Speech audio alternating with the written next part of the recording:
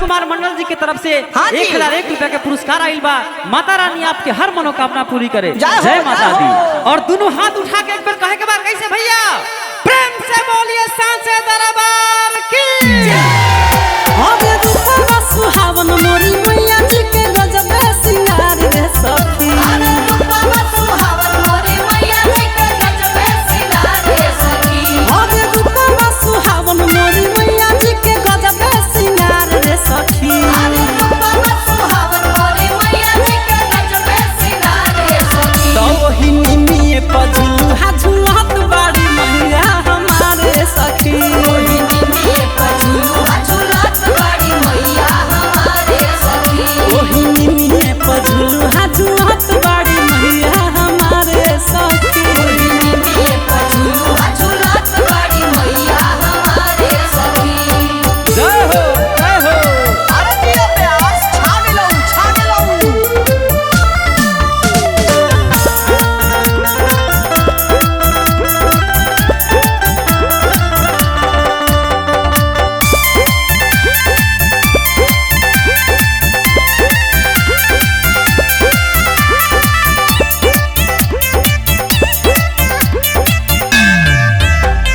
माथे पर मुकुट शोभे हाथे तीरा सुलावा। हाथे तीरा सुलावा हो हाथे तीरा सुलावा। मन भावे मैया जी के फूला अढ़ा हुलावा।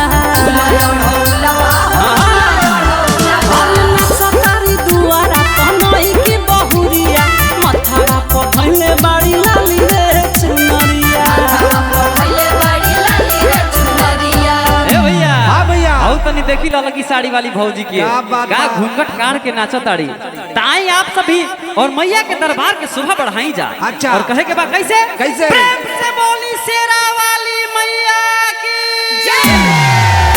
और सेवा का चढ़ावे माई के खीर और फला फला रे सखी। और सेवा का चढ़ावे माई के खीर और फला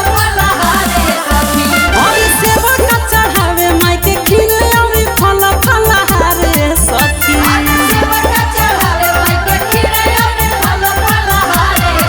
तोही निमिए पझुलू झुलत बाड़ी मैया हमारे सखी। ओही निमिए पझुलू झुलत बाड़ी मैया हमारे सखी। ओही निमिए पझुलू झुलत बाड़ी मैया हमारे सखी। ओही निमिए पझुलू झुलत बाड़ी मैया हमारे सखी।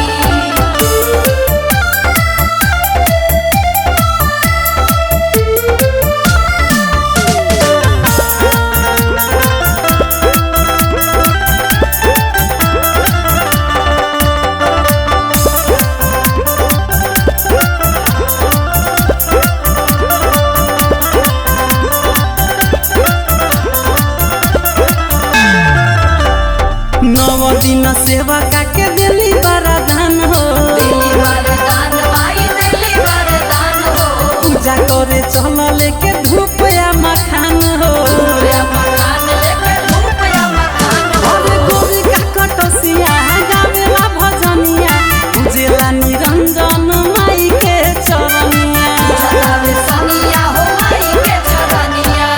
अरे रुका भैया तनी हमरो दुकानदारिया चले दा। का बात हाई बा? देखी हमरे सिंहवाड़ा के बजरंग दल के प्रखंड अध्यक्ष हाँ। जीतू भैया हमरे मैया रानी के दरबार में उपस्थित बाड़े।